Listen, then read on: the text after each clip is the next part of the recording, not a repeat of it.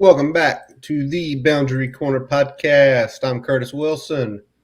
I'm Brian Siegler, buddy. How you doing tonight? Sunday night.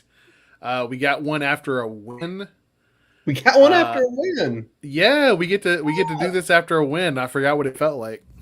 Feels so much better to do one of these without a win, even though it's only been 2 weeks. But you know, the losses just take more of a toll on us, right? And They you do. know, we got a lot of fun tonight. A lot of discussions about the game and some more fun stuff with something you got into earlier this week. And Brian, the finish line is Tuesday for you, right?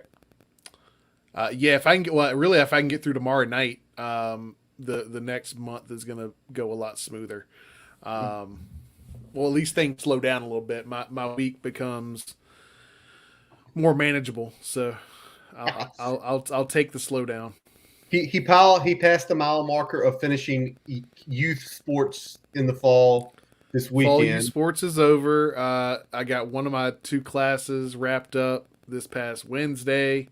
I think I talked about that a little bit when we went last time. So, Yep. um, and then the the second of three big presentations for the other class takes place tomorrow. So, Yep. once I get that knocked out, should be pretty smooth sailing down the home stretch. Much easier for you from here on out, Yeah, regardless. I'm looking forward to I know we're going into the holidays, which is always something to look forward to, but it's nice to take a little bit off the plate gradually as we ease into that because obviously with all that stuff comes a little bit extra stuff for me to do as well. So it'll be nice having a little bit lighter load to compensate for some of that new stuff coming down the pike. Absolutely. And see, you're a little lucky this year when you make that move. You don't have to do what I had to do. Speaking of holidays, neighbor up the street put the tree out. I got the look. The you need to go to the attic and start pulling everything down. So before the game Saturday, pulling a little bit of Christmas down, and then pretty much all morning pulling Christmas decorations down. And I gave my wife a little grief, but she was like, "Listen, you know how much stuff we have, right?" I'm like, "Yeah, we decorate for Christmas. You've been here. We decorate. We got." She's like, "If we tried to start Thanksgiving week, I wouldn't get everything up until the week of Christmas, and Yep. I want to enjoy the decorations." Like, you know what, hon? Whatever you want, let's do it. Um, It's not a big deal. but I mean, I get the want to like compartmentalize Halloween, then Thanksgiving, then Christmas, but for folks that either travel on Thanksgiving or are constantly on the go that weekend, you can't always get it done. I mean, we got a game to watch after we Thanksgiving. do We're not going to games, want to. We're not going to be games. one to get the damn decorations put up. No, get them all done. Get at least a good start going the weekend Mhm. before, which is probably what we're gonna do. Probably next weekend we're gonna get a good jump on it and then wrap it up once we get back from my mom's the following weekend after Thanksgiving. So There you go. There you go. All right, Brian. Let's jump into it, man. Hokies with, I mean, our predictions, we thought it was going to be a close game, but offense, defense, and special teams all show out. Hokies blow the doors off of Duke. Kind of a bittersweet revenge game for Justin Fuente. Speaking of, because 2 years ago was the ugly game in Lane. He blows out Duke 48-17. And let's flip on the offense first, Brian. Finally, the Hokies have returned back to over 500 yards of total offense. we can do that. I We didn't know we could did. do We that. did. I didn't know we had that in us. But I mean, it started on the running game though, right? The running game got going. Um, you know, what 297 was over 300 before the kneel down. Yeah, the kneel down was Um, 4 yards. yeah, So over 300, and probably the more impressive was like it was over 300, and the carry. I think let me get it back up here. It's one thing I did not notate. Wonderful me, but I had it right here. There it is. Efforting on 40 carries. on 41 carries. Do the Yeah. math. That's over 7 a carry. I don't care who you're playing. You run the ball that many times and get 7 a carry, you're going to win, and usually you're going to do what we did, which is absolutely blow the doors off of them. And let's talk about the guy who absolutely led the way. Monster first half and then monster game overall. Raheem Blackshear, Brian, 117 yards on the ground, 9.8 per carry. What did you see just overall in his game on Saturday?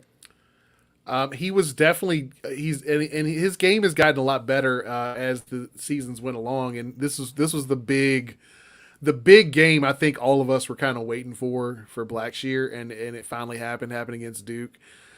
I think just because he's gotten better with his like one cut and go, he's been more decisive with his cuts. I think that's really helped his game. Duke was really poor all day, setting the edge, getting to the spill area, and he was able to really run inside and outside. And just he was able to really get to the second level. And when he gets to the second level, he's shifty. He makes guys miss, and he did a good job of showing some of the speed. He doesn't necessarily have breakaway speed, but he has good speed and can turn things into a big play there. So great job by Blackshear. Malachi Thomas unfortunately had a rough day, but we had a Keyshawn King sighting, and boy, did it blow up. It absolutely did. He reintroduced himself to us Hokies, 9 for 90. I mean, 10 yards a carry. He also had some receiving in there. We'll discuss that in a little while here. And then, the Fuente comment that really caught my ear, saw it quoted here. I think it's a glimpse of what Keyshawn is capable of. I love Keyshawn King. I'm unrelenting in my desire to continue to do things the right way. He knows that. That's the beautiful part about it. And there's not a more pleasurable person to be around when he's right.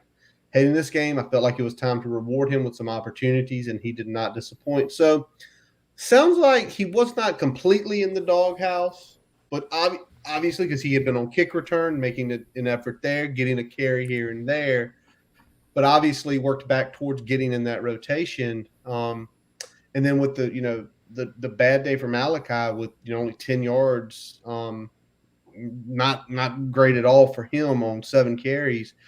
He added that extra spark. Yep. He ran hard. And I think you talked about Raheem, and even with Keyshawn with some of the runs yesterday, the vision and the decisive cuts. They got to a point, they saw where it was, and they just cut. They did not run into the back of anyone. And I don't know if you saw this last night on Twitter or today, Brian. Khalil Herbert retweeting him, kind of giving him a congratulations. And it seems like I don't know if he's in their ear sending the messages of what to see, what to talk about, but both of those guys, you see so many times these guys who are so athletic like this, they try to get out. They try to get out. When in reality, for me, an offensive lineman, things are being set up. You have to choose where to go. Yep. You got to be able to number one trust that the blocks will be there, but also read the blocks as they happen. Because sometimes, depending on what the defense does, there's going to be some adjustment to that aiming point potentially. So there's a couple things that happen in real time, and the really best backs can be both patient and decisive at the same time. And that's what Herbert was so good at. He was patient, but he was decisive. Once he made a decision of how he was setting things up, he'd get through there, and he had the ability to turn a big one into a touchdown, just with his speed and his ability to break those arm tackles at the second level. And Raheem showed promise there. And I think this was we really focused on getting the running backs involved in the game plan altogether from Jump Street, and they showed out. They showed that they were capable of getting the job done. They really did. I mean, they showed they were capable of getting the job done. They go over 200 combined on not that many carries. I mean, I think they were over 8 per carry, which is just insane combined. A little bit more than that, actually. But let's talk about also up front, Brian. Let's look at the offensive lineman. Brock Hoffman was out, saw him street clothes, boot on the sideline.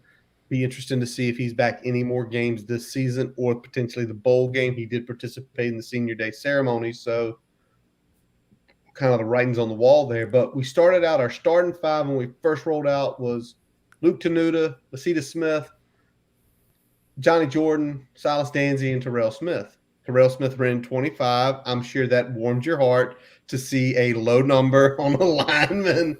And then we saw, Caden Moore and Parker Clements get some action as well on the right side.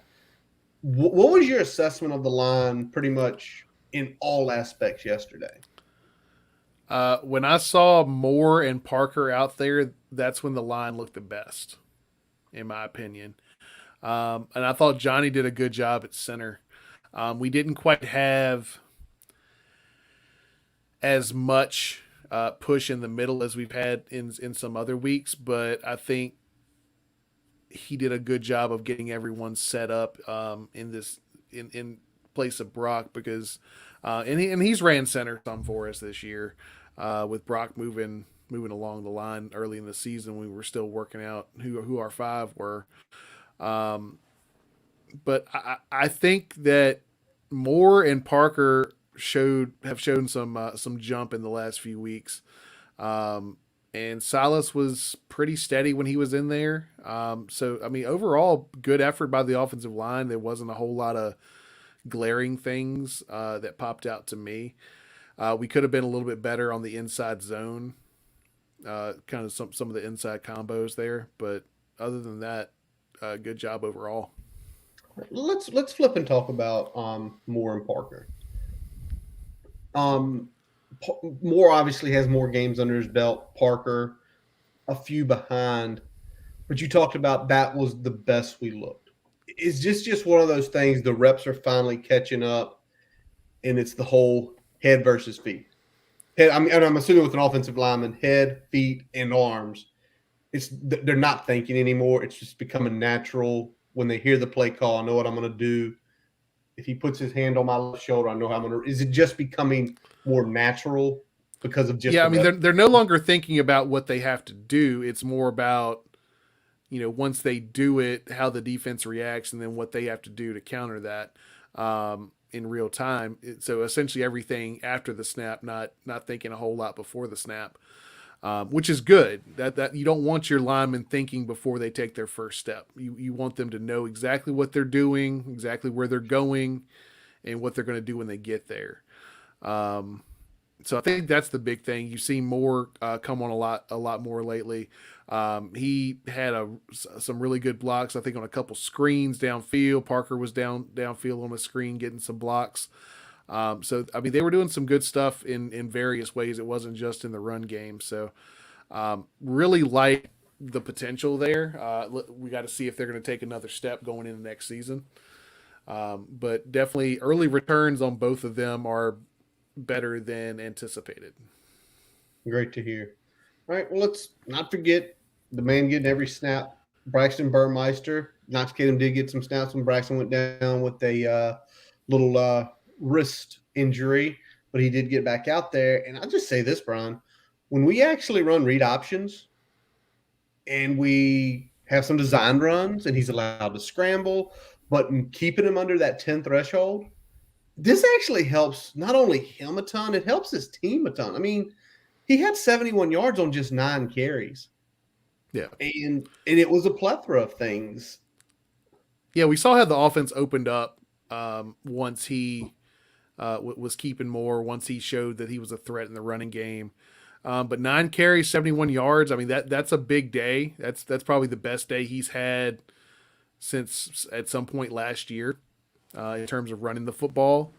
And what he did, I mean, he didn't get hurt on a play where he's keeping it. I mean, and he did a good job of getting down when he did take hits. It wasn't those type of hits where, it's a big lick or an awkward fall. He was able to go down, get back up, play the next play. And I think that's what we probably needed most of the season, to really open things up in the running game for the running backs early on. And obviously, if you can run effectively, that helps in the passing game. And we saw those numbers take some steps this week as well. Oh, absolutely, we did. 9 for 15, very efficient day passing the ball, 215 yards, 3 touchdowns, the one awkward interception, which could have been disastrous, but give Braxton credit for holding on to the guy's leg before Yeah. somebody could get there to clean it up. But I think with the passing, he is what he is. I don't, and I don't think unless you have an exceptional teacher in that room, which we're showing that we don't, that he's probably not going to grow much more than what he is. And you're going to have a really good running game. Yeah, and I think so. I'll say this, and I'll look at last year. We had really what, 4 sample size games from last year to kind of Very think true. about what Braxton was going to be this year, before the season started. We had the 2 early in the season, and then the 2 at the end of the season. Yep. And I think really, if you sum those 4 games up, we're getting about the same Braxton that we got last year. True. A couple top end games are kind of like those end of the season ones, and the bottom end games are kind of closer to what he did in those, in that NC State game and that Duke game. Um, Yep. so it kind of, it is what it is, and we see that when we can run the ball effectively and when we do incorporate him into the run game deliberately, he can be more efficient with the football. But in terms of slinging it around and throwing deep balls, I mean that's not what he's going to do No. consistently. We can pop one every now and again when it's set up, when it's schemed, when he's got a wide open throw, when he can step into the throw. Yeah. Like all those things have to be in place for deep balls to be the bread and butter. Um, and it baffles me that it took so long to figure out that we need to do all these things in order for him to have success in the passing game. Yeah. It just shows you that there is maybe some, I don't want to say it's ignorance, but something along those lines in that room to not understand that. And I mean, and give credit this week too to the offensive game plan, because you always talk about we need to ease them into it. First play of the game was a shot, but the first play of the game was a shot that was set up perfect. And he just overthrew him. All right, that's fine. What I really enjoyed though is we didn't go crazy on shots like we did against Pitt. We didn't try to throw a ton of screens like we did against West Virginia, or the medium range and short games like we've seen at times. It was a good mix of passes. Yeah. Essentially, Duke at no point in time could key on exactly what we were doing in the passing game, and that's why he was so efficient. Averaging over 15 yards an attempt. Or right at 15 yards an attempt. And when you're in that, anytime you break 10, in my opinion, you're doing good. Yeah. But a 15-yard attempt is really good. And I mean, we're going to get into some at the end here, so hold your tongue, Brian, because I know what you want to do. He's gonna hold his tongue. Let's I'll move. wait for now. Let's talk about the use of Raheem Blackshear and Keyshawn King in the passing game. Both scored TDs. That, again, you've always given him credit, and I don't know how much of it's him, how much it's Justin Fuente or other people in that room. That play design on the Keyshawn King touchdown, dude, that was brilliance. Yeah, I mean it's a good design. And the designs that are there, I've never had that much criticism. My criticism is we don't target all the field consistently enough, and we have plays like that in our back pocket, and we don't fucking call them ever. Like, why are we sitting on this for Duke when we're sub 500? Like, where the fuck Where was was this at this? Pitt? Where was this at BC? because the play to Keyshawn King, even without a running threat of a quarterback, because sorry here, I got the burps today. That play was not it was just a straight outside zone, right? That's all the play was. It was an outside zone fake. Outside zone fake. It showed one of the inside guys went on like a little flare out and then post wheel combo. Yep. That could have been used against BC. That could have been used against Pitt. That could have been used potentially against Syracuse. What absolutely could have used me against Pitt, because Pitt plays a lot of the same type of techniques and coverage on defense that Duke plays. So what the hell are we doing there? And Lummy looked like he was on a Mars. He didn't know what he was doing there. He was completely lost. Good player, bad day. We've seen it Yeah. all the time. But Well, I said in man coverage he was suspect. He got burned about 3 times in man coverage, like big plays, not just not just Leah. not just giving up completions. Yeah. All right, let's talk about the other guy. We already mentioned him, Raheem Blackshear, caught a touchdown, had a big gain in a screen, and then another one for the TD.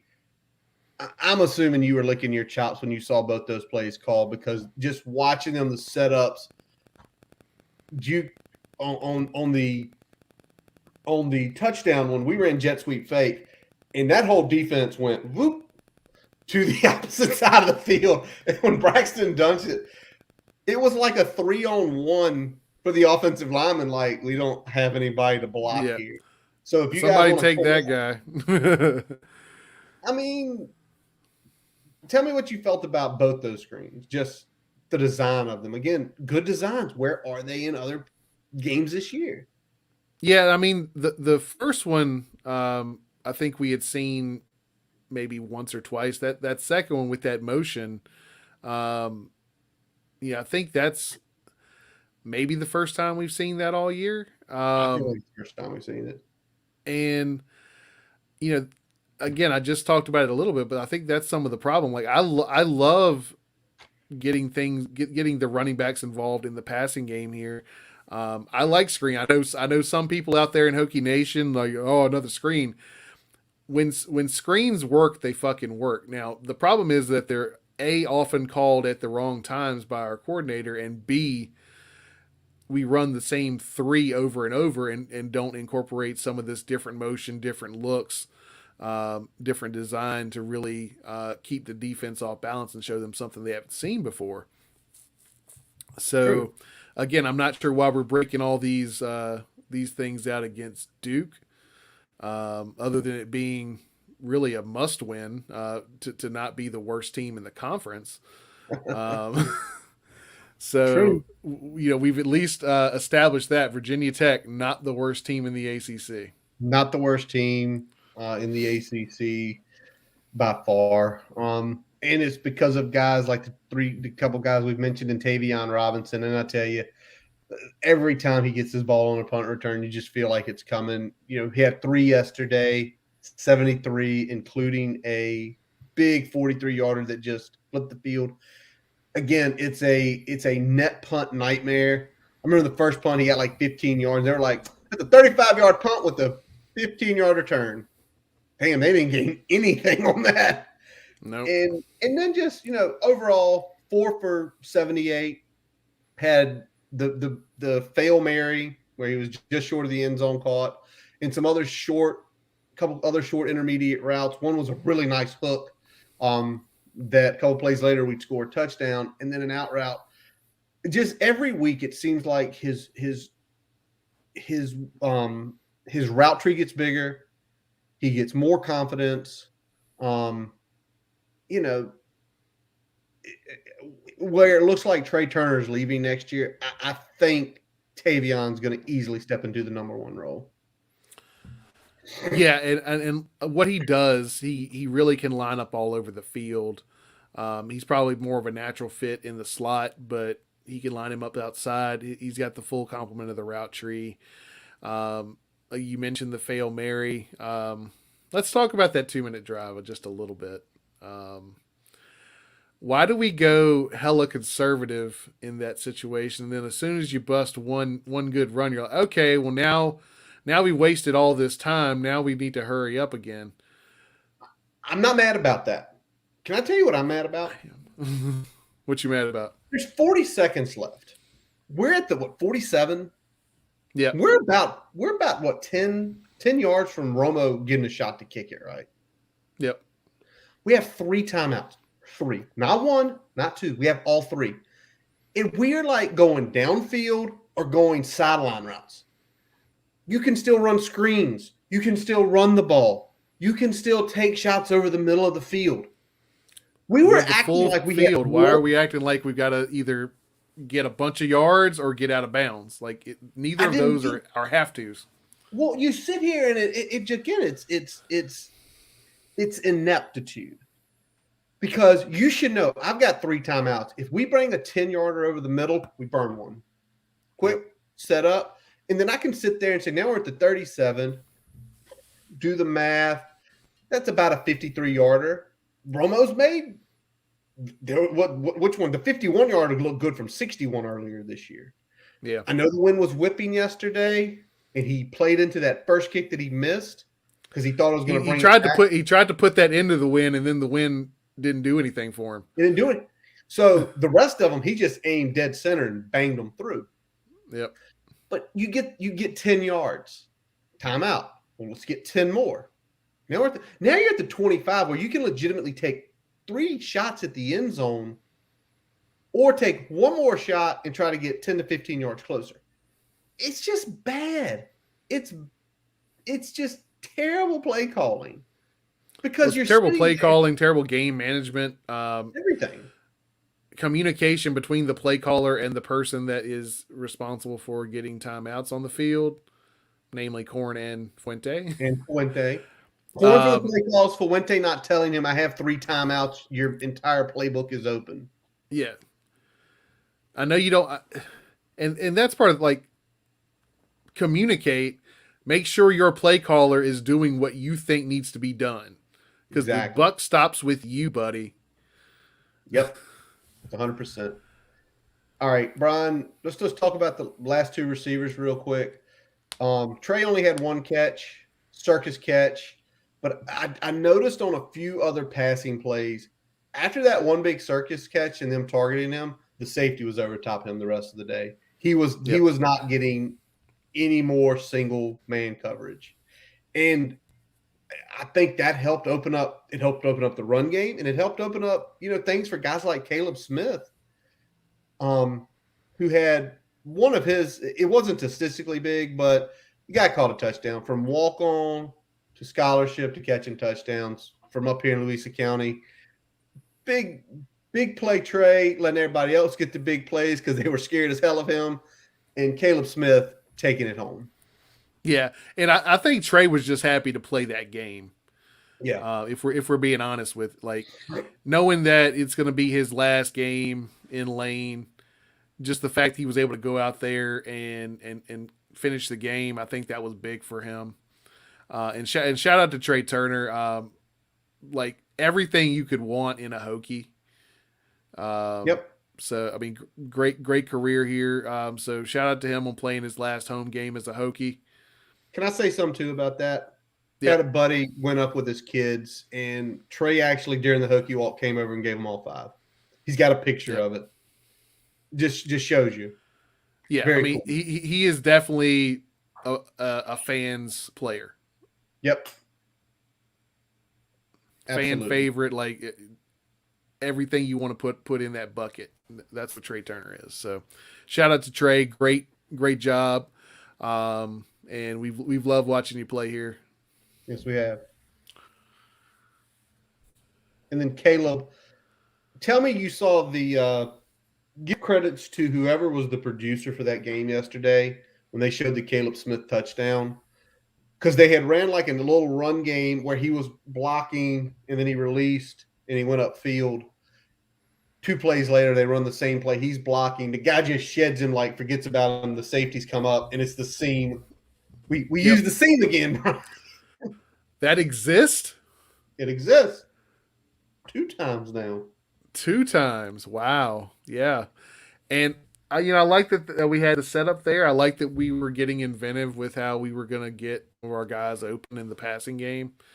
Um, I just keep going back to where the hell has this been? All I right. don't know why we're emptying the playbook for Duke. All right, Brian, let's do it. Brian has a juxtaposition. Brian is a little heated. So go ahead, Brian. And it's not just this year. Seems like every year under this coaching staff. Well, it seems like every year we have the bad game followed up by something like this, right? We've had, Pitt, and then we follow that up. We've got this game, we follow it up. I mean, I'm a little confused that last year we've had some games very similar to that. Essentially the entire month of November and December. Then we get UVA. Like, why can't we essentially win the games that we should win all the time Well, or Brian, most of the time, right? go back to the first year. The loss to the Syracuse in the Dome. Yeah. Not like a 1 or 2 point just got smashed. You remember what the next game was? What was that? It was the Miami game. That first year Miami game where we absolutely curb stomped them. Yeah, and let's talk about Miami game. That was the game after Duke in 2019 where we get blown out by Duke and then we go out and shock Miami.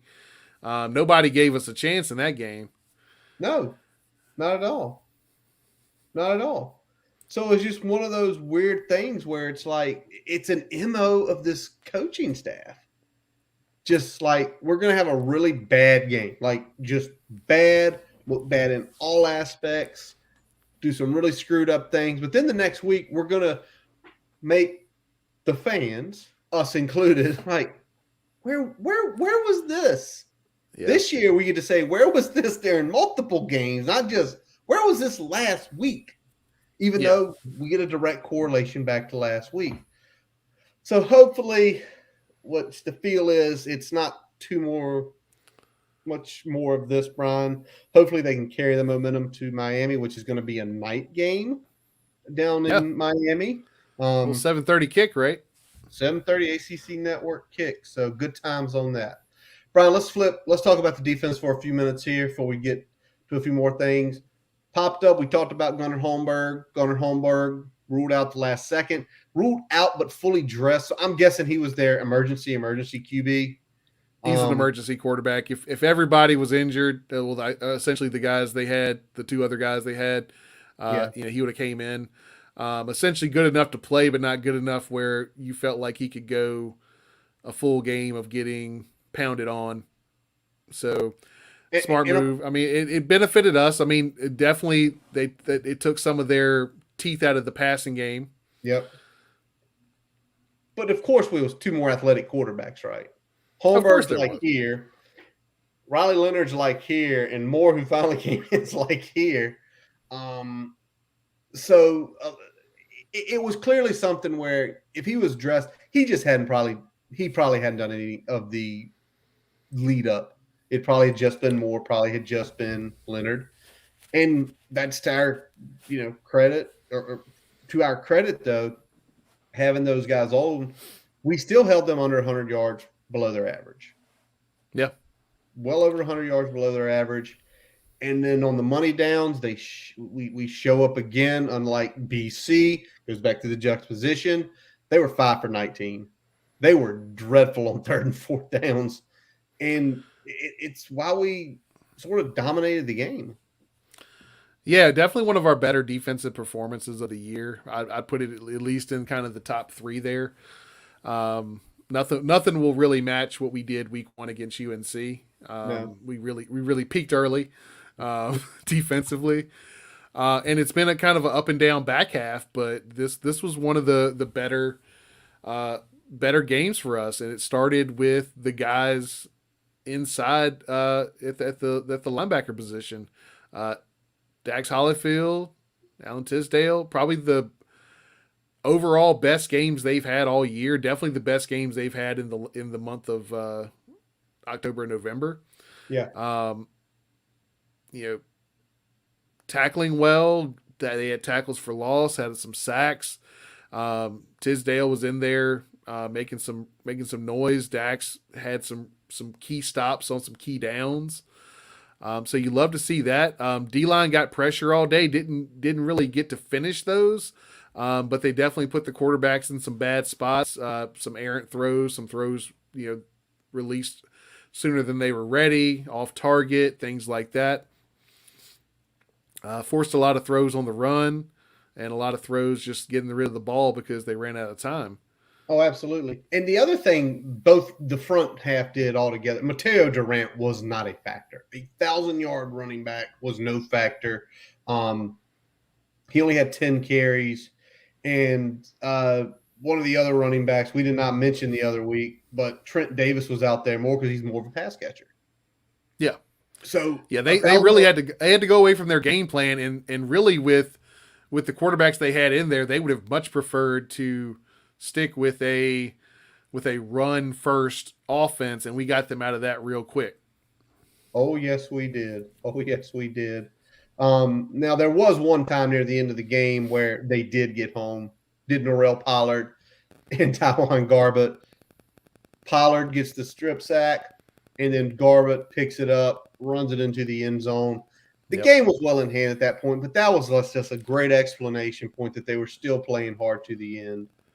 Yeah, and I like that this was, even though it didn't happen in the first half like I wanted, where we were mega aggressive in the 2 minute drill from the jump instead of once we got one big play there.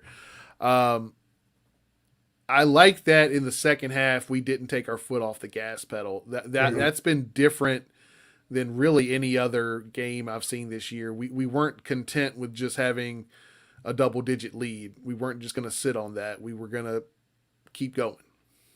I think it might be the first time all year. I have to go back and look, but it feels like it's the first time all year. Second half, we scored more points than first half. Yeah. Maybe Middle Tennessee might have been the only other one where we scored. Middle Tennessee, Oh, and yeah, that was mainly because the first half was such a downer. yeah, West Virginia too. But the and I think the point we're trying to make is we had points on the board. We had the game under control, and instead of playing conservative, we kept attacking, kept attacking, kept Yeah. attacking. Those other games were either close or we were down going into half. Yeah. Whereas in this case, we had a pretty decent lead taking it to the half, and we said we're not done. All right. Yep. I want to ask you one question, Brian. What Jordan Moore did really near the end of the game, I know we were rotating guys in and out. Does it give you any pause for concern um, with the run game of how he looked? And I know the last two guys with Van Dyke and potentially Brennan Armstrong aren't that, but just in general, if we keep this similar defense going into 2022. Uh, I think it'll be okay. I think there's some tweaks that still need to happen. I think the overall scheme is still a work in progress. I think we have seen overall progression from year one to year two in this defense.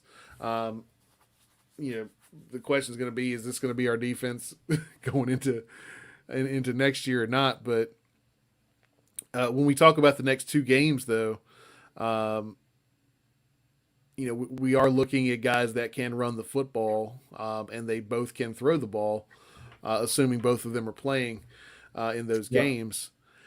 And that's going to be the struggle, right? We have struggled with guys that even weren't the best thrower if they could run and throw, even if they were getting the ball more downfield, like a Schrader. We struggled there, so we'll see how that works out. We know Armstrong is more of a throw first player, even though he is an athlete. Yeah. Van Dyke a little bit of the same, right? So they're both still throw first, whereas Schrader was more of a run and gun deep type Yeah. quarterback. So we'll see if that plays more into our defense's favor or not. But yeah, it's definitely something to be concerned about. But we'll look into it. I'm sure they'll have some new wrinkles and adjustments to counter some of what UVA and Miami do. Absolutely. Before we get into just one more piece, Why are they throwing so many flags on Jermaine Waller for just playing defense?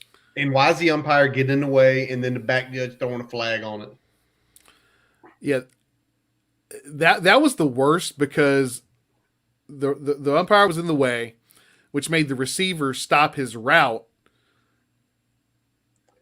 Instead of diving for the football, he stops his route, and Waller was already essentially reading the play as if he was going down for the ball. Uh, and now you got a receiver that's like right up on you. I don't like that. There was 3 flags on him. Probably only one was actually legitimately pass interference. Well, the one him and Bobo were hand fighting. And Yeah. literally the way it looked, it was like at the last second, his arm was extended right before Bobo's was extended, and they throw, and it's just like they're fighting. That's not a flag. Again, we talk about the ACC officials. We know they don't like to throw the flags very much in the PI. But when they do, But when they do, it's very inconsistent. I think that's the problem. If you're not going to throw it, be consistent. If you're going to throw it, be consistent. I don't care so much one way or the other. I just want you to be consistent. That way, predictable outcomes, right? yep. Any shock to you how much he covered Bobo with being 6'5", 220? I mean, he's done well against bigger receivers in the past. So I mean, I don't think that was too shocking. He definitely held Bobo in check. Yeah. I mean, just 3 catches for a little over 30 yards. Yeah. One of Bobo's lower output games all year, reception and we know they didn't have the best quarterbacks pulling the trigger there, but at the same time, he held him in check. Even when he had time, he was there in coverage. So, shout out to Waller, great game. Absolutely. Continuing another great season here for him. Yes, he is. All right, real quick, Brian, before we take a break and then come back with some stuff you've been digging up, I wanted to kind of go over the defensive rankings because I don't know if everybody looks at it's something I follow, but let's go ahead. Scoring, we are 32 in the country. We're giving up 21 a game. Compared to last year, leaps, bounds better than we were last year. Leaps and bounds, not even a question.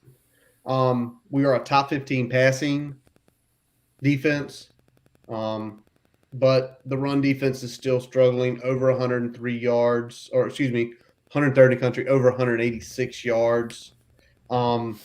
The red zone D still struggling at 99.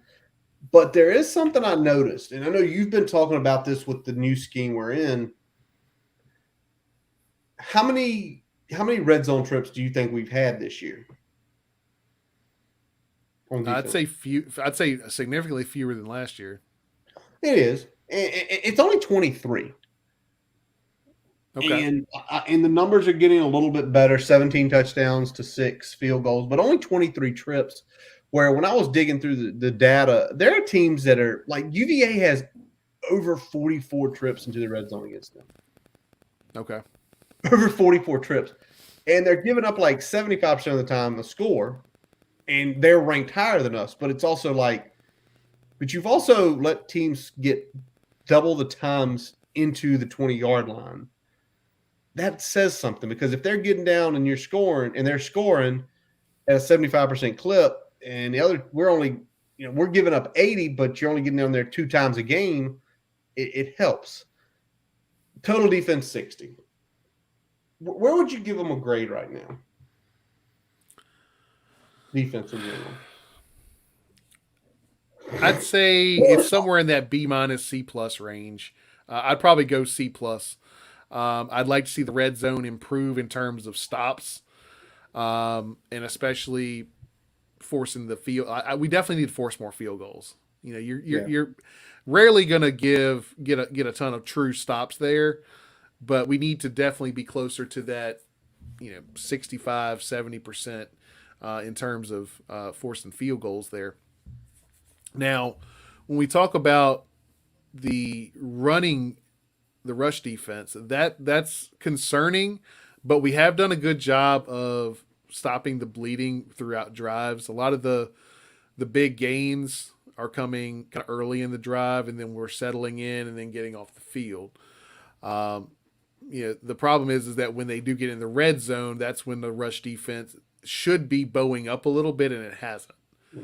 Yeah. So I think that's more concerning than necessarily the fact that they're getting a bunch of yards there.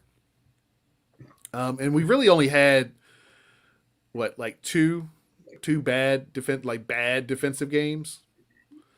Um, Yeah, two Syracuse and Notre Dame were the two bad defensive games. yeah. In Notre Dame, it was like the B minus game until the end of the game, and then it was the F minus. It went from like, hey, we're doing okay, to what did we just put on the field for two drives at the end of the game? Yeah. So you had two bad games. You had two games. Like Pitt probably goes in that category. You sure?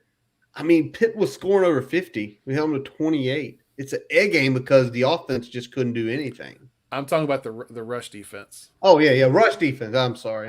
My bad, man. Yeah. They shouldn't have been able to run the ball like that against us. Got it. Now they held Kenny Pickett as much in check as pretty much any defense has this year, but we gave up too many yards in the run game. Couldn't set the edge well. Outside containing the running game was awful. Extended drives when it shouldn't have. So that was the problem in that game. But like I said, I'd probably go C plus B minus range overall. Definitely the strength of the team outside of special teams this year. And we finally had a couple games in here in the last few weeks where, offense and defense showed up a little bit at the same time, especially against Duke. Finally, it looks like four quarters, you had both sides of the ball doing pretty well. Close to the Georgia Tech game. About one quarter was off for the offense, but Georgia Tech was that way too. And you know what? The next two games, we're going to need it. We're going to need 8 quarters of everybody being on the same page, just to get to a bowl game, and to get to a bowl game for these kids who did not get one last year. As there is some normalcy this year, you're going to probably see bowls are probably going to get to go early. There's going to be some protocols, but you hope we can. I want to pull both out, and then watch chaos happen, and we make the ACC championship game, and Witt has to say, "Well, shoot, what do we do? What do we do? What do we do? What do we do? What do we do? What do we do?" It'll be interesting. I don't foresee that happening, but it could still happen. I definitely want to see us. I definitely want to see us win out here, regardless of what happens on that front. Because both of these games are rivalry games. Both of these games matter on the recruiting trail. There's a lot riding on this that has nothing to do with who's the head coach next year. 100%. All right, Brian. Before we get into another topic tonight, we are going to take a quick pause for a message from our digital partners.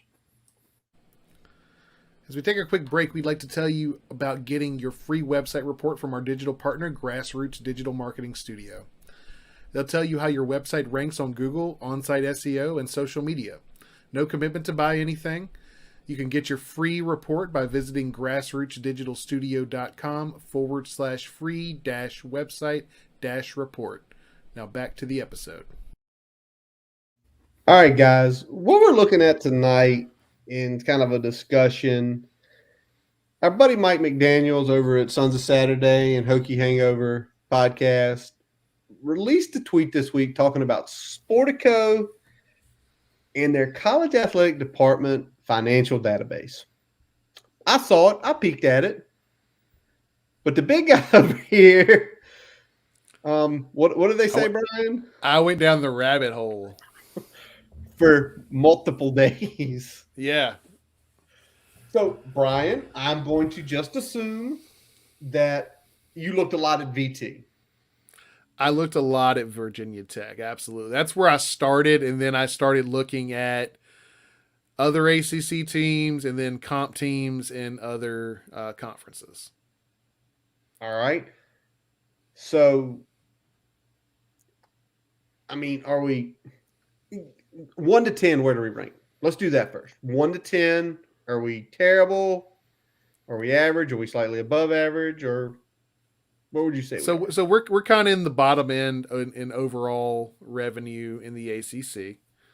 That probably shouldn't shock that many people. Mm-hmm. Um, but when you look, I think it's when you look at the breakdowns that's where some of the story gets told. So I'm gonna throw something up real quick here for the folks watching, just to give you an idea of what we're looking at, what I was looking at. Um, and so this is the Can I say one thing? breakdown. Yeah. Can I say one thing? If you're listening to this on the podcast on um on tomorrow, Tuesday or Wednesday, at about 52 minutes, if you go to our YouTube page, you'll be able to see the documents Brian are bringing up. Yep. So what right now we're focusing on revenues here. Obviously expenses matter, but I was more curious about money coming in than I was about what it's getting spent on. So like I said, we got the chart here. It breaks it down by different buckets of where the revenue is coming from. It breaks it down over on the left hand side of the chart of where what sport, or in this case also non-sport specific, so like just a general scholarship type situation, where that money's being spent, or where that money's allocated to in terms of the budget. And there's several takeaways here, so I'm gonna go ahead and pop this off here and just start talking a little bit more here. So let's start with Virginia Tech's numbers. And I'm going to break this into good, bad, and ugly. We're going spaghetti Western here. Always. So we'll start with the good. We are better than every other ACC team in terms of media rights. And that's based on, obviously, this is just public schools because it's just public data. So we don't have Wake Forest numbers, we don't have Miami numbers, we don't have Pitt numbers, we don't have BC numbers, we don't have. So there's a. Pitt's not public. Pitt is not public. Well, I did not know that. I always thought Pitt was public. Yep. So no Wake, no Duke. So there's a lot of numbers that we don't have. Probably half the ACC that we don't have. But in terms of the ones we do, we're at the top in media rights overall. So across all sports. Why do you think that is? I mean, that like I think media rights. I think, well, good Lord, we're down tucked in Southwest Virginia, where someone like Clemson is, north of Greenville, south of Charlotte. You think UVA, Charlottesville is a pretty good metro area, only in about an hour west of Richmond. Why do you think we're one of the better media deals? Yeah, I'm not sure. I don't know if that has something to do with the ACC network having a studio in Lane, or any other factor that's related to that. But we do better than every other school in the ACC public wise in terms of those media rights. And that's taking into account that the ACC media deal is absolutely the worst in all of Power 5. Even Pac-12 is, your average school is generating more revenue and media rights than your average ACC school. So if we can get that worked out, that bucket is going to go up across the board. So it'll go up for Virginia Tech as well. And that, it starts with getting Comcast on board with the ACC network. It starts with a better deal in terms of the actual financial figures per school in the deal overall. So that's the good. The bad. The bad. Okay. While not the bottom of the conference in terms of donations, we are behind key competitors. We are behind UVA, Clemson, FSU, Louisville, and we're pretty much squared up with UNC. And that's donations across all sports. So we're not just looking at football; we're looking at across all sports. We're a shade better in football than we are in overall, but it's negligible. Yeah. Now, let's say this is 1920, right? This is 1920. Yes, they don't have the fiscal information for the last last calendar year I yet. don't think any school wants to give the physical information for like. Yeah, yeah, yeah. Well, So, and I so know donations have been trending up, so yep. we may be firmly ahead of UNC, although UNC has been on a big donation push as well, so they may have matched us there with some of the things Mac has been doing, even though it hasn't translated to wins like they'd like on the field. But they have been making a big push in recruiting, and that tends to help with donations and things like that. So, more than likely, we're probably pretty squared up with UNC still. Uh, but having UVA and obviously Louisville, most of that's basketball. Yeah. So they're not doing a whole lot on the football front. That's the team that we jump UVA and Louisville when you just look at football donations. Um, Okay. but overall, we're lagging behind. We're um, almost 10 million behind Louisville in overall donations, and 8 million behind. Sorry, 7 million behind UVA in overall donations. But the whole thing about thinking overall donations, Brian, isn't it? If they're overall donating more money to whatever sport, football's the biggest pie. So if there's some booster at UVA giving 2 million to the basketball program, the 2 million that might come out of the big media rights deal for football, we don't have to pay that over there. Yeah, That booster's taking care of it with the big donation, right? yeah, and when we looked at the chart earlier, I mean, the majority of our donations are non-sports specific, so that's getting divvied up on some degree of percentage, right? And that's Depending Drive for on 25. That's the yeah, Drive for 25 campaign yeah, where and Clemson had a very similar thing where they weren't crushing us in football donations, but IPTAY, we're going to get to that in a second, is like out of the fucking ballpark. So now let's get to the ugly. And oh, this is the one that I need to look into more of where this is going and what we're doing. But licensing and ads, we are behind pretty much everyone in the ACC and the rest of Power Five. We are ungodly low in this bucket. Like we're just over 2 million. Most of the rest of the ACC is 8 million and up. So I'm not oh, sure. Yeah, I'm not sure what we are not doing or doing wrong in this sector, but that is the biggest area that we are lagging behind. Even the bottom feeders in the ACC in terms of revenue. well, I mean, to me, I would say I hear that. My first thought is, well, we're in Southwest Virginia. The biggest metro city is Roanoke North. The other big metros that we have so much relationship with are hours upon hours away. Yeah, and But then I sit, there's also other institutions that are kind of home bases for those schools as well, right? well, it's true. Got a car alarm going off. One moment. Not my car alarm. There we go. Um, Probably somebody sitting on a key in their living room Live show, watching ladies and gentlemen. a live This is show. what happens. Um, but I think where it may show a real concern is DC is one of the biggest alumni markets. Yep. There's opportunity there. Charlotte, Atlanta, Richmond, the 7-5 in the beach area, Raleigh, Winston-Salem. You have these pockets where there are a ton of alumni.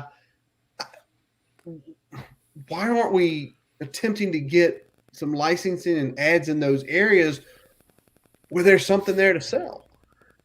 Yeah, I don't know if this is just the classic VT running the mom and pop organization on the financial side in some Okay. cases where, we become mature in some areas of that, and then others still seem like they're stuck in, the late 90s in terms of how they go about the business.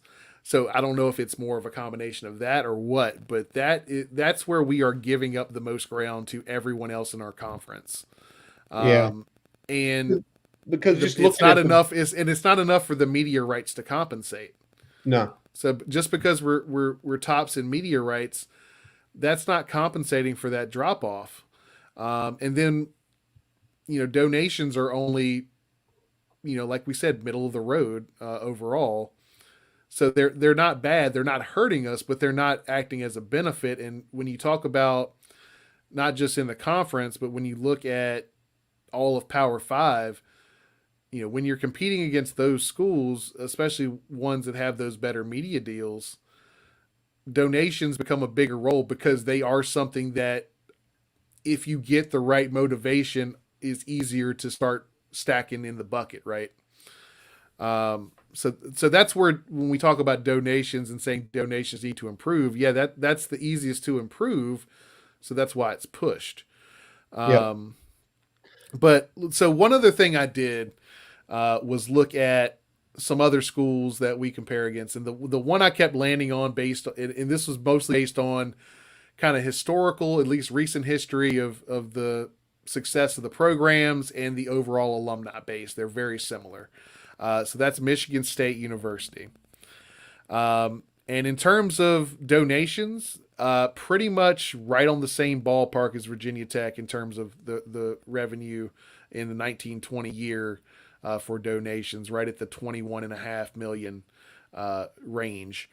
Okay. But they are kicking our butts in the one area we suffer in, and actually also in the area that we are best in. So this shows you how much better the Big Ten deal is than the ACC.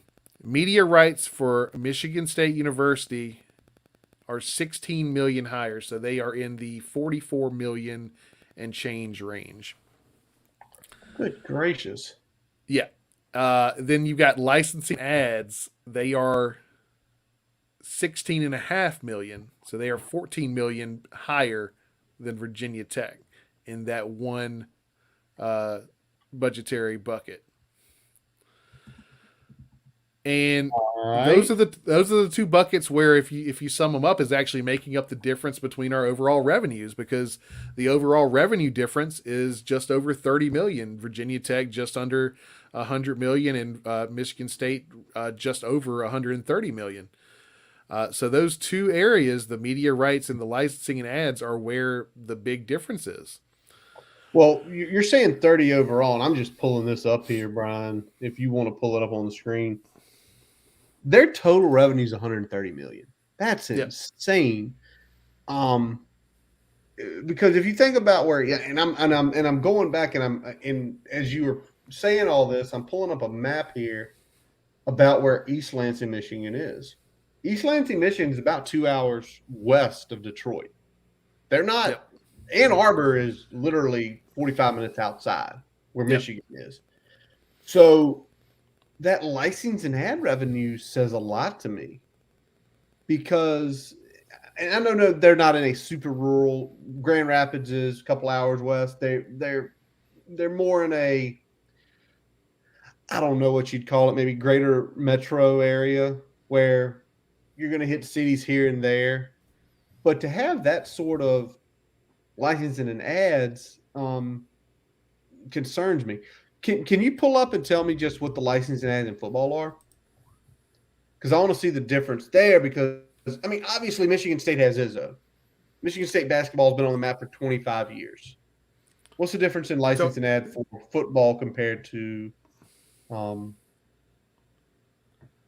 so football for program? Virginia Tech, Yeah. all right, let's take a look here. So football is essentially a little over half of that total. Most of the rest goes into non-sport specific. So I'm guessing just Okay. general licensing of apparel and things like that. Okay. Um, and then So you've got like, the other sport specific.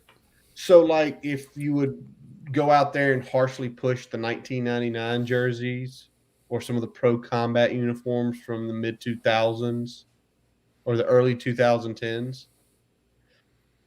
So And Michigan State has a very classic uniform, right? You don't see them go crazy all of a sudden.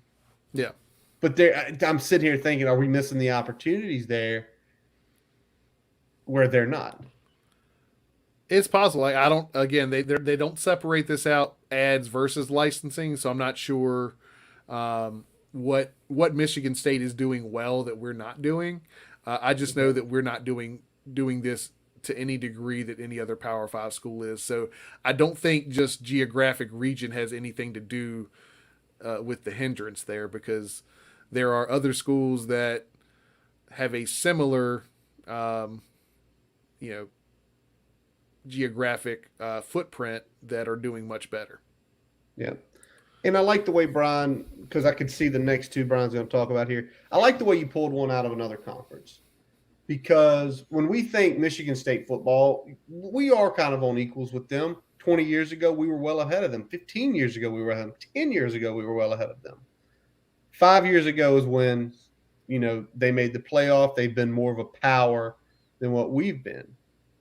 And I also think if, you think about Michigan State University, um, land grant school, right?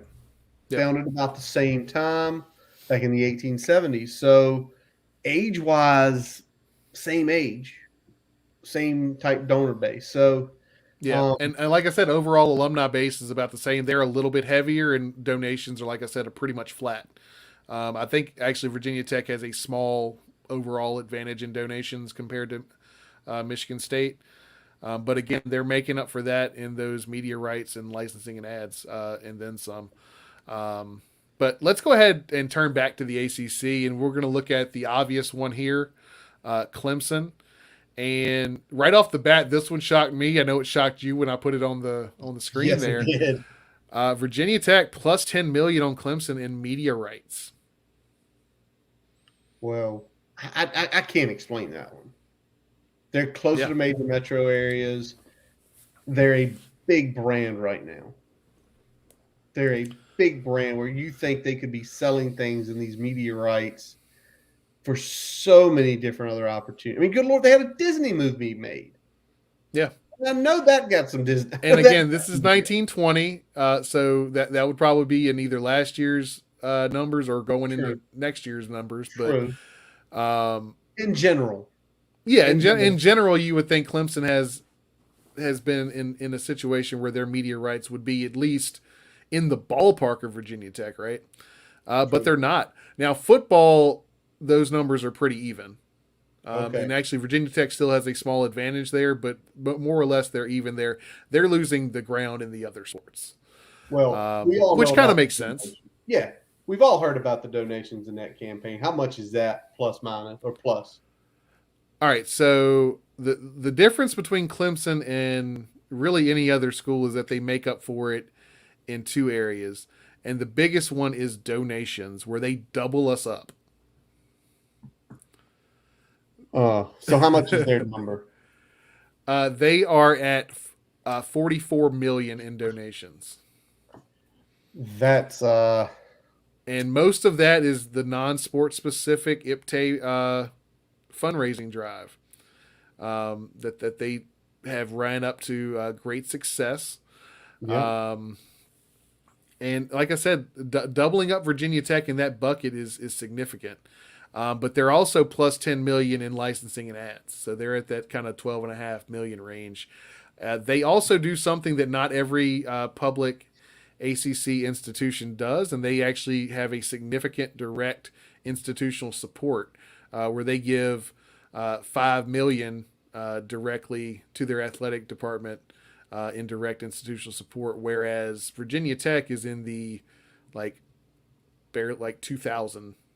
It's a very small figure. Wasn't the president of that school made the decision back a few years ago that they were going to go all in? Yeah. And it sounds like by giving $5 to $6 million, it helps, right? Yeah, the only other school that gives direct more is FSU in terms of the publicly available information. Okay. Not helping them a lot now, but still, it's good to know it's there. Here's the ones that here's the one I want to talk about. I want to look at the donations, the direct institutional support. You've got to have a president that's willing to write those checks the out of certain funds to say, Yeah. here's 10 million.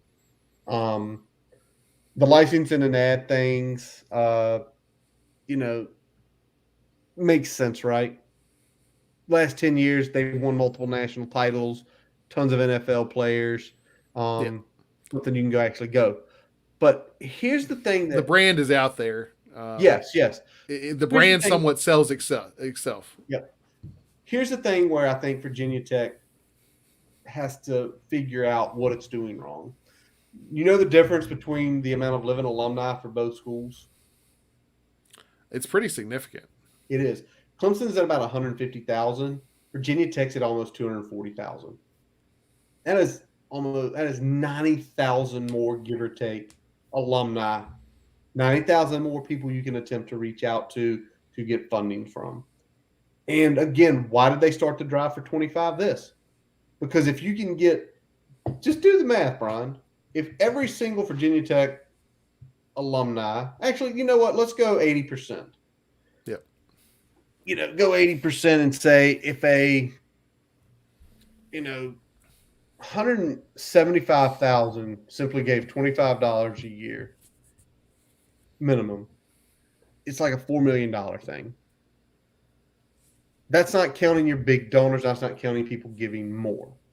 Yep. That's 25 a year. Now, if you say they're going to do it 25 every month, I mean, through the roof. You essentially at like 150, 175,000, 170,000 people, you're looking at like 50 million. Yep. It's $300 a year. And you don't know everybody's situation, but to push the donation thing, the 25 was kind of an ingenious move to me. You get people going and they give 25. And then you say, can you give 25 every month? A lot of people will say, yeah. Right? Yeah. Almost, I mean, I don't think there's anyone that can say, unless they are just so fed up with the direction of a program or the athletic department as a whole, that they wouldn't give $25 a year. Yep. I mean, yep. And then once you get $25 a year, all right, well now 50. Do 2 months. Well, even if you don't do that, you get 25 every time there's a seasonal fundraising event. Yep. You get the ones that kind of come either whether it's Giving Day, whether it's the stuff during the season, whether it's a specific campaign within basketball season or football season. You get like 5 or 6 of those opportunities in a given calendar year or fiscal year, I should say. And, now they start giving 25 every time there. Now that's starting to build. So,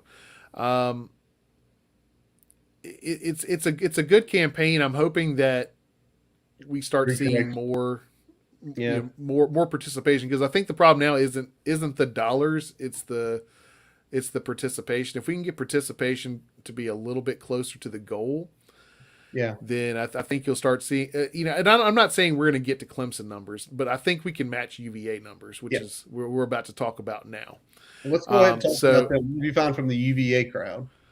Yeah. So, the big two again. Let's talk about it. It's similar to it's not to the degree of Clemson, but it's very much in the same vein. We are behind $6.5 million in donations to UVA. They're in the 27 and change million category there, so we're giving up some ground to UVA there. A lot of that isn't football. Some of that is basketball. Some of that is just general donations. But it's still something where we're lagging behind a department that we consider ourselves to be better than, especially in football, and more recently catching them in overall athletic prowess. So let's talk about the other piece of it. So we've talked about lagging behind licensing ad. That's been across the board. We're behind $8 million compared to UVA in licensing and ads. What exactly are they publishing out there that people are? I'm guessing it's going to be the basketball stuff. That's the only thing I can think of. I I I can't imagine anything else. And I guess maybe, I mean, they have a lot of sports that they play at a high level, right? True. So Yeah. they have a strong top to bottom athletic department, even though their football has lagged significantly behind overall. 15 Really, years. yeah, 15 years. yeah. So um, I still don't get why we're struggling. Like I don't have a problem that we're behind in it. I have a problem how far we're behind in it. Yeah, yeah, If yeah. that makes sense. Well, for them, for UVA, as far as the donations never upset me because there's always been stories. They've had 3 or 4 large donors that love the athletic that they're not stroking $1 million checks. They're stroking $10 million checks. And if Yeah, a guy's stroking that every year because he's got the excess cash, that's tough to catch up. Clemson did it the other way. Clemson went volume. We're going to get as many people involved, giving as much money along with big donors. Again, the licensing and ad, I just don't get it. I know you talk about the basketball program. You know, it seems to me, and you've said it before, and we've heard it before. It is the mom and pops organization that's running the donations and that's running things like that. It's not the donations. Like you can't do that. Pull up the screen one more time, Brian. Just so everybody can realize this. Scroll down just a little bit so we can see total revenues. No, revenues. Oh, my bad. We're $100 million athletic department. We are $100 million business. $100 million. I'm in the insurance business. I see many businesses every day that do not have that sort of gross income. So what this tells me is they've got to spend more money on operations, more people, updating it. You said it yep, earlier, Brian. It's not the 1990s still. You cannot recruit it. And we've had several conversations on this, you know, on this podcast before about it. yeah. It's And I don't think what 100. we're saying. I'm not saying. I know Curtis isn't saying it either. We're not saying if financials improve, so will product. It's a piece of the pie. It's not the whole puzzle. No, it's not. There's a lot of things that have to improve. Recruiting overall, not just the investment in recruiting, but you got to get better at recruiting and closing. You Yep. got to get better on in-game adjustments. I mean, there's a lot of things that are related to the coaching staff directly that still need to be fixed. But if you want to set up anyone for success, finances have to get better. And you know what? We talked about it last week too, Brian. Give Witt credit. Where we are financially from where when he came in after Jim Weaver, we're well ahead. We talked about it last week, remember? And Yep. you said specifically, and this was before this report even came out, we're better financially than what we were 6 years, 7 years ago. Yep. And that's big. We can be better though. And I think now that, obviously the next hire is big in football for Witt. Very big. And when he's going through that interview, I think if you have someone from the marketing department talking to him, right? Like, Yep. listen, yeah, we want a great football coach. We want a guy who's can motivate the kids, can recruit, but we also want somebody out there that can sell the program. They can sell the program. Sell the program, get the donors, make the donors happy, and some of that's on Well, the field product. the donors, But some of that is talking to the donors, conversations with the donors, access. Like but there's so many things that this regime has not done well that affect how donors are willing to uh, hand over their funds. but after seeing this tonight too, Brian, the licensing and ads. Yeah, If you and have a more, that's something that doesn't really. That's an internal thing. that's an internal thing. But if you have a more, if you Mike Young right now, tell me that there's eventually not going to be someone that loves Hokie basketball enough that has some big company that is going to be willing to stroke a big check to say, I want to sponsor this. I want Virginia Tech stuff on my merchandise. Yeah. You got to have that sort of personality who can go out and sell the program and then convince, well, I'm going to buy some ads. Yeah. I want to do this. I want to put your logo on the side of I've got my company polo and I want your logo over here. So how much do I have to can we do? talk about an Amazon deal sponsoring football? I mean, we've got a relationship with Amazon in place now. Let's go ahead and Give us 100 million. yeah. 100 Well, million a year. I think the problem is that with football, they limit the small sponsorships, but they are very stuck in these. We have these relationships that we've had for years, and we're sticking with them. We're not Yep. looking for new one. Like it's very much a we have what we have and we're happy with it, so we're not touching it. But the brand is bigger. Go after something else. Brian, Exactly. I'm gonna give you massive kudos. Great research job on this. Hoping opening people's eyes. Go to Sportico. Go to the SEC and look what a program like Arkansas. Arkansas is like $137 million revenue a year. And I know a lot of that's from media rights, but they've got a lot of other stuff going on too. All right, Brian, let's talk about Saturday pick 'em before we close it up tonight. Brian, rough week. Rough Yeah, it week. was bad. It was bad. Brian went 3-7. Got Pitt, got BC, got NC State. No, did not get NC State. My No. bad. Hold on here. I got Pitt. I got let's see, who did I get? Pitt, BC, and Michigan. Michigan. Yeah, that was the other one. All right, so I might have done. Brian went 3-7. 59 and 52 and 1. I went Everywhere we differed, you were right. 3. Yep, the Notre Dame UVA game. Brian was expecting Armstrong to play. He didn't. I went 5-5, so I have to change some stuff up here. I missed the looks. I thought I took weight, but I didn't. Coin flip situation for me this week. And you feel like in this we got like Miami had it covered, gave up a 4th and 14, and then the touchdown to lose the game. NC State lost by 3. Yep. When you have 2 and you lose by 3, it's gut wrenching. The Baylor Oklahoma game, I went Baylor. I don't know why. I guess I just thought home field, but one of those weekends. The one that I think shocked me and you more than anything. Pitt beating UNC by a touchdown. Pitt had a really off night. But Cuse, Louisville. Yeah. Did anybody see that coming? Nah.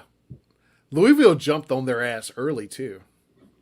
They did, and it wasn't like turnovers or anything like that. Because when I opened up the game, the Stats Central for that, I was expecting to see, all right, Schrader probably threw 3 picks, or they fumble or a return. Yeah, No. maybe a pick 6, maybe a scoop and score. They had some bad punting. Yeah. They had bad punting, and that was it. So I don't know. Tennessee hung in there with Georgia for a while. But I was talking with my father-in-law earlier today, and it's something about Georgia. It was 10-0 early, right? Or 10-7? 10-7 early, yeah. How quick did Kirby Smart adjust? Second quarter, he adjusted to what Tennessee was doing, and Tennessee couldn't readjust. Second quarter, he had adjusted, and by the second half, it was locked down. It was over. And it's crazy because what I was talking about with him was, well, when you have that much talent on the field, you can't adjust that quick. Most teams, it's like, we have to get to halftime to figure this out. Yeah. We can't adjust on the fly like this. Because most teams they adjusted on the fly to stop any bleeding, and then they made full-on adjustments that locked them the hell down at halftime. it was crazy to see that go on. How much else here, Brian? Anything breaking? I haven't seen anything come across, buddy. All right, I am updating. I'm adding one to my lost column and taking away one. So I am 64 and 44 now. Just so you know. I got some ground to make up next week. He's got Brian's going to have to just go opposite view every time. I got to go at least 4 against you every week from here on out if I'm going to make up some ground, I think. 4 against us for 2 weeks. Then you have to choose every championship game against me. That's going to be fun. And then bowl games. It can happen. It can happen. It is possible. All right, well, if nothing has happened, buddy, or broken since we started about 9:30 tonight, that is going to wrap up this episode of the Boundary Corner Podcast. I'm Curtis Wilson. I'm Brian Siegler. Visit our website at boundarycornerbt.com to listen to all of our episodes. While you are there, don't forget to follow us on Twitter, Facebook, Instagram, subscribe to our YouTube account, and your favorite podcast source, including Spotify, Amazon, and Apple Podcasts. We always let our buddy Jason Long play us in, play us out. Catch him on Spotify and Apple Music. Brian, 5-5. We're back to 500. We got a shot at a bowl now. We thank you guys always for listening. Rate and review us. Give us feedback. DM us. Don't be afraid to. We don't bite. As always, buddy, let's go. Hokies.